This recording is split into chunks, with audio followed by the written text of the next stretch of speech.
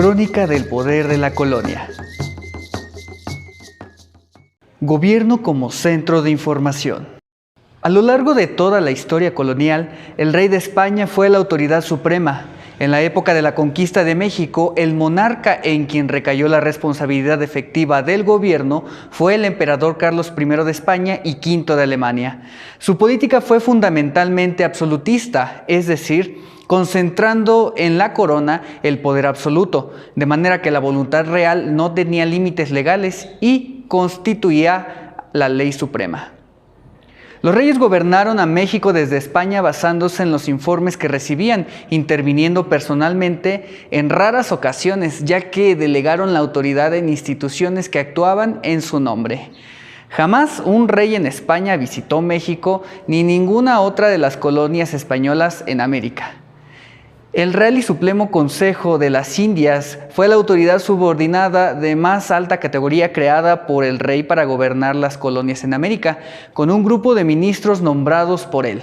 Las funciones del Consejo de Indias abarcaban toda clase de asuntos, incluso los relativos al aspecto administrativo y financiero de la Iglesia en las colonias. Las decisiones, sentencias, leyes y acuerdos del Consejo representaban de la misma manera directa la voluntad real del rey. El Consejo gobernaba desde España, donde tenía su asiento. La dictadura del Consejo era enorme y comprendía la corresponsabilidad de poderes legislativo, ejecutivo y judicial.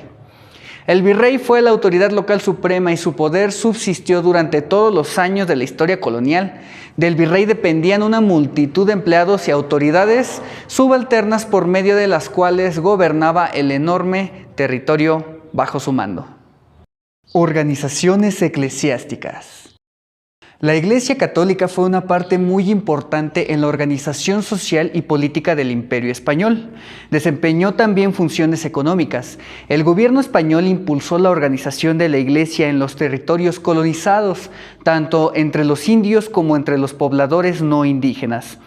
Durante el siglo XVI fue muy débil la organización eclesiástica en el noreste y solo hasta la última década llegaron los jesuitas a fundar las misiones.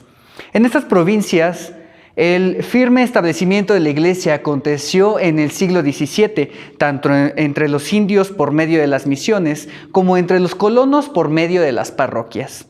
Para la administración eclesiástica, el territorio se dividía en parroquias a cargo de un cura párroco, cuya principal función era prestar servicios espirituales a la población de su territorio parroquial, exceptuando a los indios de misión. Dentro de la organización eclesiástica existen dos tipos de clero. El primero es el clero regular, que se conformaba por monjes, monjas y frailes. Su labor fue instruir la fe, siguiendo tres votos: la castidad, la pobreza y la obediencia. El segundo es el clero secular, regido bajo un obispo, en los que eran partícipes la iglesia, sacerdotes y arzobispos. Su función fue mantener las reglas de la monarquía y salvar las almas que más contribuían con el diezmo. Organizaciones comerciales. El comercio colonial consistía fundamentalmente en la extracción de los recursos naturales de la región colonizada y su envío a la metrópoli colonizadora. Solía ir acompañado de reglas y restricciones que favorecían a la potencia colonial y rechazaban la intromisión de otras potencias. Además, era el escenario de numerosos intercambios culturales y étnicos. Se estableció un sistema de castas que diferenciaba a los habitantes a partir de criterios formulados en términos raciales.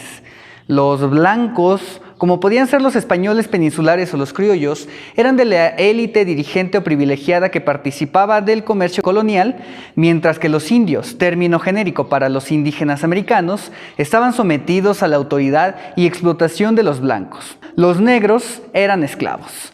Los descendientes de mezclas entre estos grupos sociales eran llamados genéricamente castas.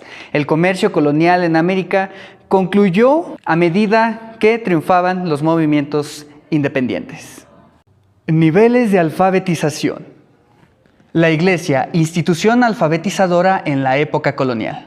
Hubieron grandes culturas como la mexica, la inca, la maya, esto por citar solamente algunas, las cuales dejaron grandes testimonios que dan cuenta de su grandeza y esplendor mediante pirámides, basamentos y monumentos. Sin embargo, con la llegada de los españoles, sus habitantes fueron conquistados gracias a la utilización de metales para la elaboración y manejo de sus armas, así como el contagio de diversas enfermedades, lo que diezmó a la población en general.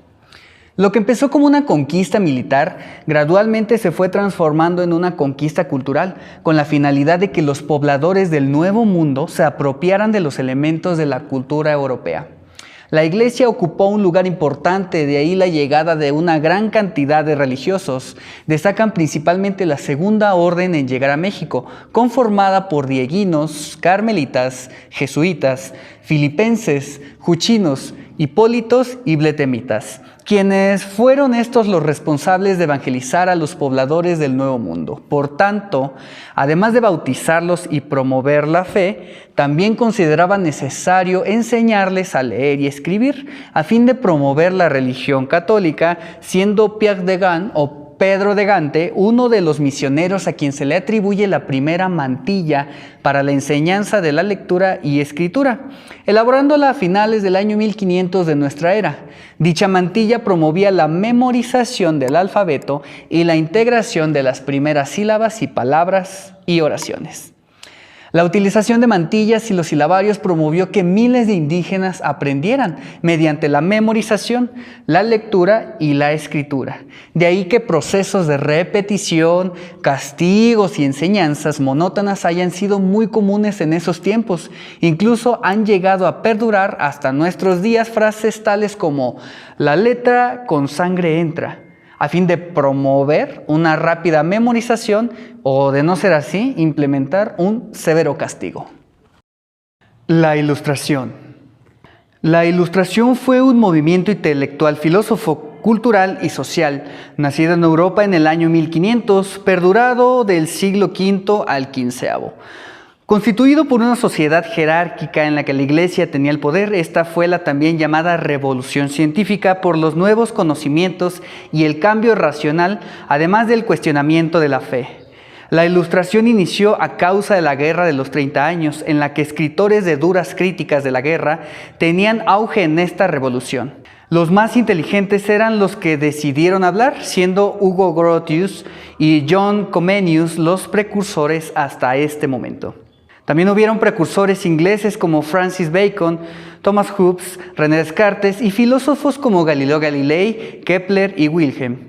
El periodo de la Alta Ilustración duró de 1730 a 1780. En este periodo, los cafés y salones literarios se convertían en centros de circulación de ideas, predominando el racionalismo, empirismo, progresismo y cosmopolitismo, siendo partícipes Voltaire, Rousseau, Montesquieu, Denis Diderot, Louis Leclerc y entre muchos más.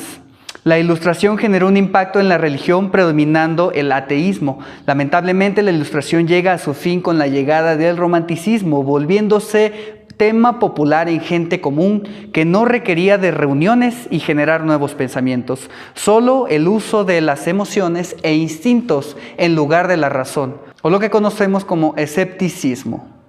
Organizaciones académicas en la colonia. Al principio de la conquista, lo que más deseaban los españoles en relación a los indígenas era impartirles una nueva educación, la cristiana, y conocimientos propios de las distintas profesiones, tanto españolas como indígenas. Sin embargo, al pasar del tiempo y al ver que los indígenas eran más funcionales como jornaleros, los españoles comenzaron a dudar si era necesario tomarle tanta importancia a darles una educación superior. De las mejores situaciones que pudieron llegar a obtener los habitantes de la Nueva España fue la llegada de los jesuitas, ya que estos poseían grandes conocimientos religiosos y culturales. Llegaron a ser personas muy conocidas por sus métodos de enseñanza y su alta calidad educativa en sus colegios. Aquí te muestro una tabla de las instituciones educativas y para quiénes iba dirigida cada una de ellas, su función, quiénes se educaban ahí y qué se enseñaba. La época colonial en México duró 300 años, iniciando en el año 1521, con la llegada de los españoles a México, recibidos por Moctezuma Xocoyotzin, finalizando en el año 1821. La colonia también se le conoce como el virreinato, y en esta etapa México fue llamado la Nueva España. Una etapa llena de eurocentrismo, saqueo y etnocentrismo cultural como imposición que creía tener la cultura española sobre la mexica en este caso.